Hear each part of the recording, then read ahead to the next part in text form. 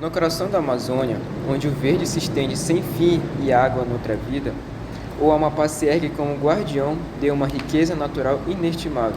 Aqui, a floresta e o rio sussurram histórias de resistência, justiça e harmonia.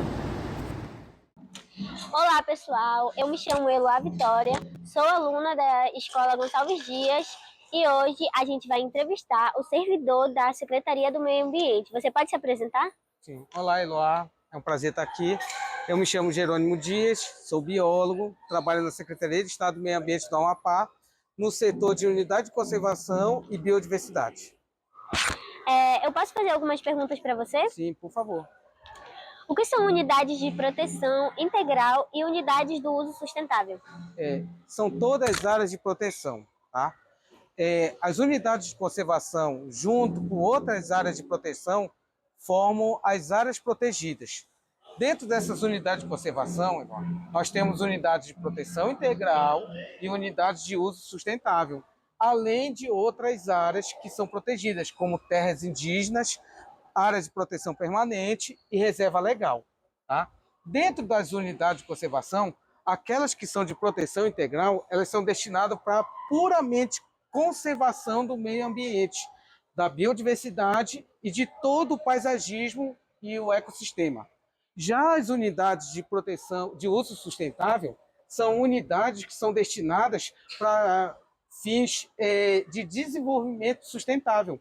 Nessas unidades pode haver habitação e algumas atividades econômicas, como, por exemplo,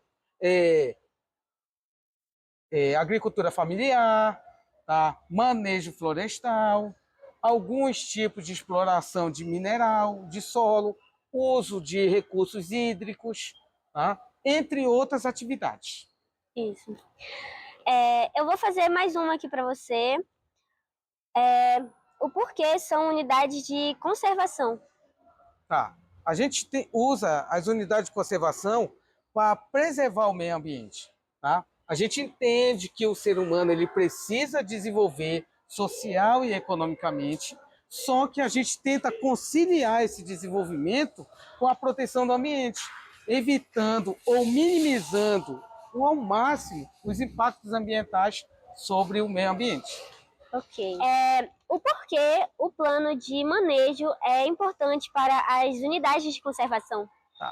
As unidades de conservação, como eu te disse, são áreas protegidas por lei. Uhum. Existem dois tipos: aquelas que a gente pode exercer atividade econômica e aquelas que são destinadas somente à proteção. Tá? Para a gestão dessas unidades, a gente faz um grande estudo. Esse estudo ele vai direcionar o que pode e o que não pode ser feito e as potencialidades de cada unidade. O nome disso é plano de manejo.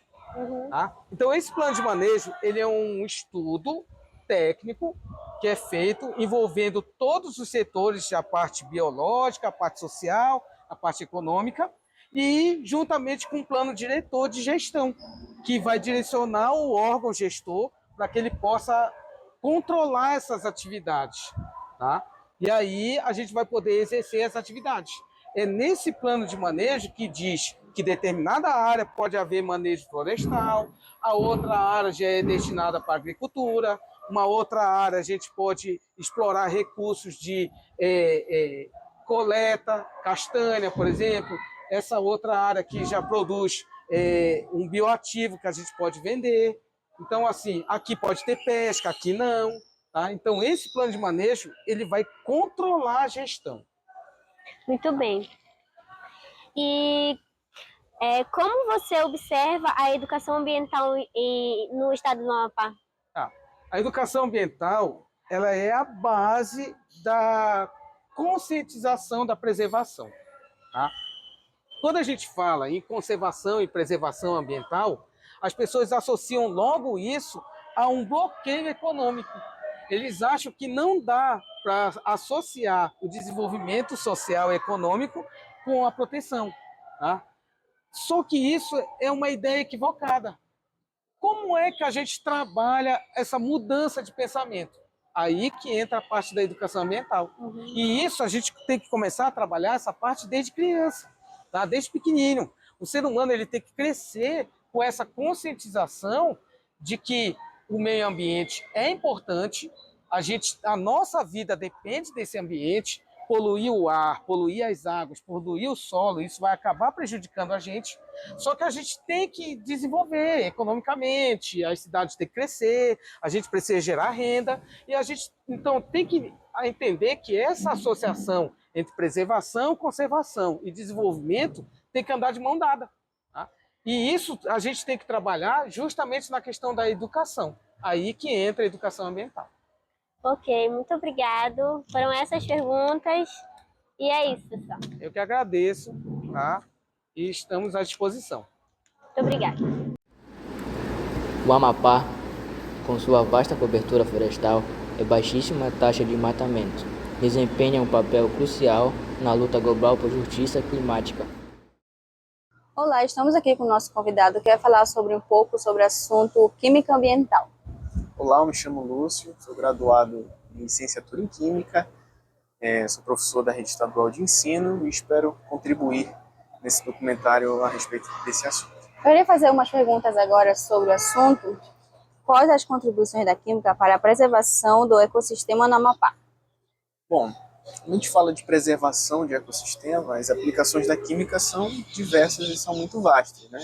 Principalmente no que concerne a preservação do ecossistema, dos seres que dependem desse ecossistema e nós, seres humanos, que vivemos em ecossistemas.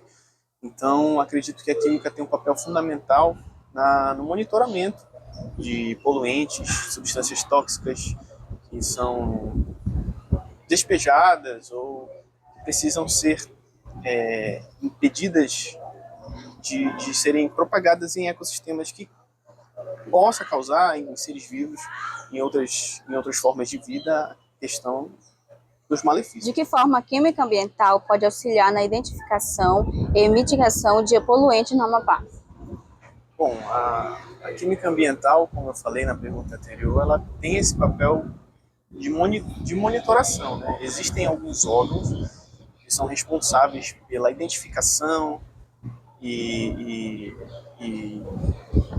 que são capazes de mostrar em termos de dados que alguns poluentes estão sendo identificados em determinadas regiões, existem órgãos ambientais, laboratórios estaduais que desenvolvem esse serviço. A questão da mitigação é uma questão de conscientização mesmo da população e das pessoas que fazem uso dessas substâncias poluentes.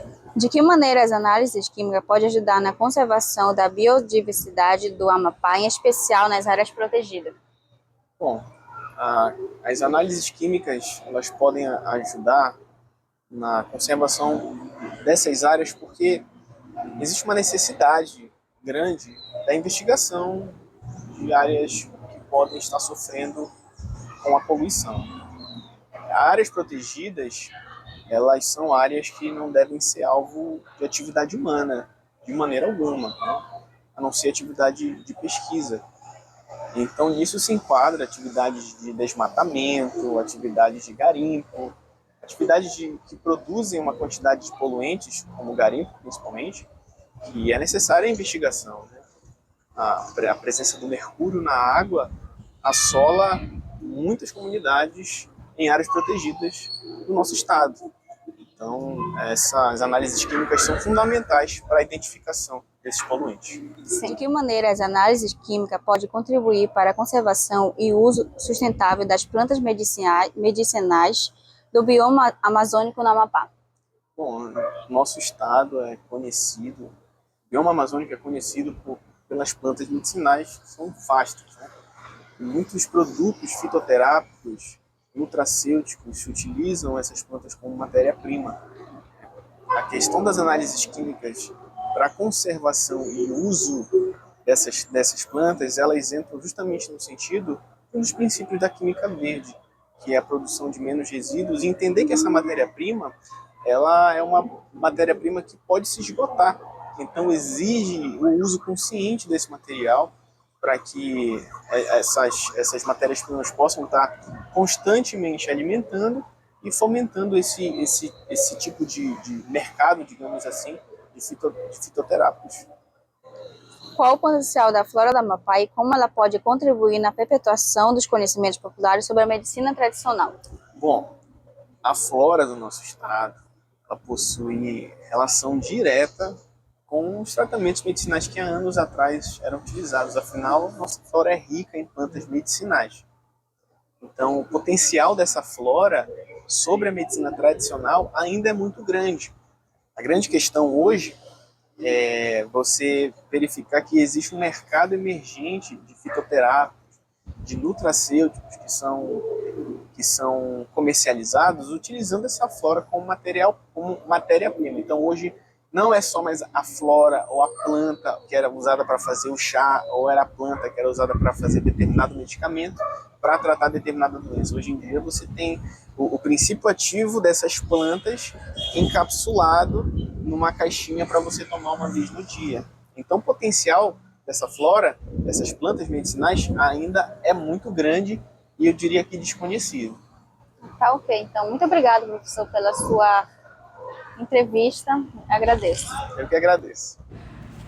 No Amapá, a floresta não é apenas um recurso, é o lar, a cultura e a identidade das comunidades que nela habitam.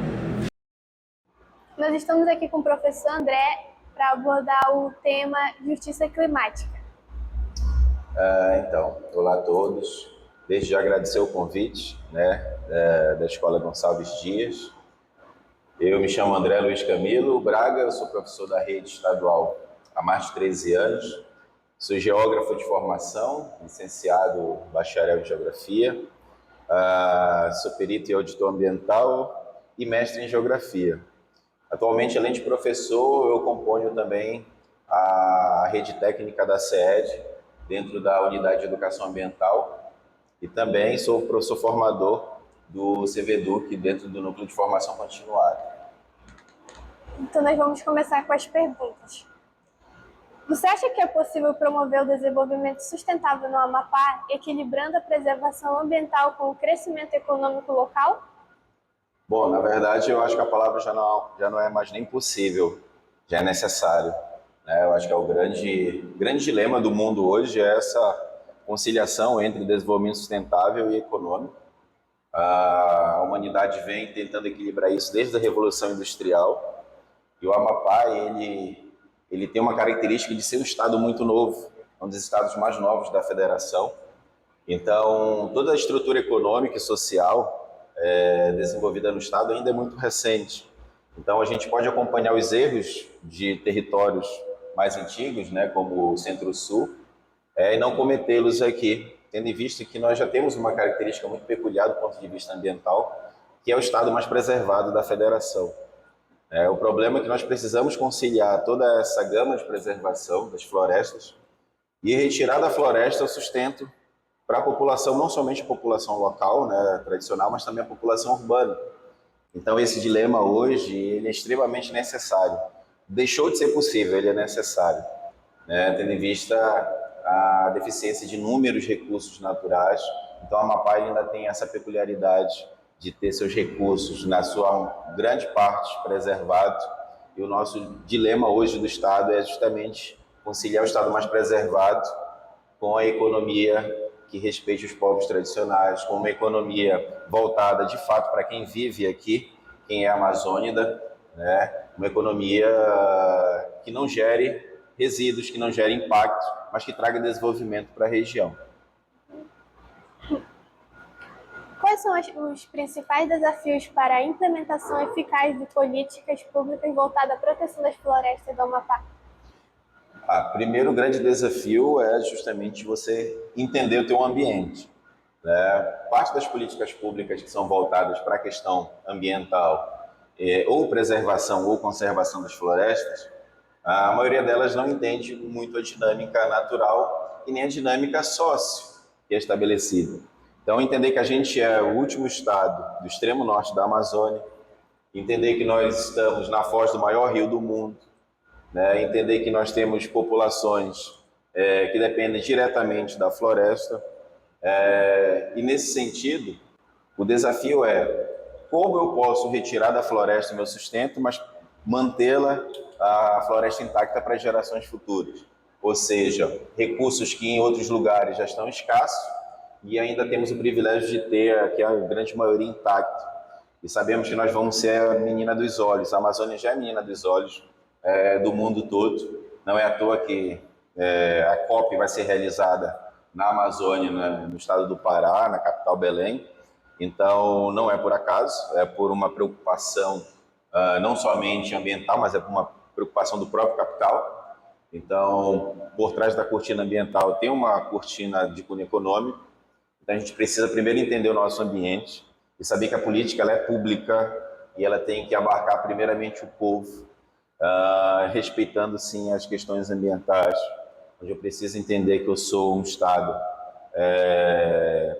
cuja economia gira em torno do funcionalismo público, e esses funcionários públicos, essa população da cidade, ela precisa se relacionar muito bem com a população tradicional. Não é à toa que nós temos aqui, por exemplo, o Quilombo do Curiaú é muito próximo da capital. Nós temos reservas extrativistas também muito próximas da nossa cidade. Então, a gente tem que entender primeiro onde nós estamos, o nosso ambiente, né? E depois entender o que eu posso retirar dele de maneira harmoniosa, o que eu posso gerar riqueza a partir dele, né? Quais os recursos eu posso retirar, respeitando o meio ambiente, mas também trazendo lucratividade para as populações tradicionais e a população como um todo. Desde já agradeço ao professor André por ter aceitado participar do nosso projeto e da nossa entrevista. Eu que agradeço. Desde já tenho que parabenizar. Quando a gente fala de iniciativas que promovam a educação ambiental, esse projeto ele mesmo que pontual, mas já é grandioso. Quando a gente fala de incentivo na pesquisa, a gente está falando justamente de incentivar projetos como esse, com uma estrutura melhor, com uma ilha de edição, com câmeras profissionais que vocês possam levar a esse documentário, essas falas para fora do muro da escola. Então, eu me sinto muito honrado, fico muito feliz de participar desse projeto, por ser educador, por ser professor, por ser educador ambiental, e também por fazer parte dessa nova geração que está tentando mudar essa realidade.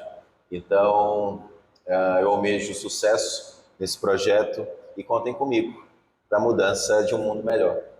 O Amapá é um farol de justiça climática, convivência comunitária e proteção à floresta. Seu exemplo nos mostra que, com respeito e sabedoria, é possível cuidar da terra enquanto cuidamos uns dos outros.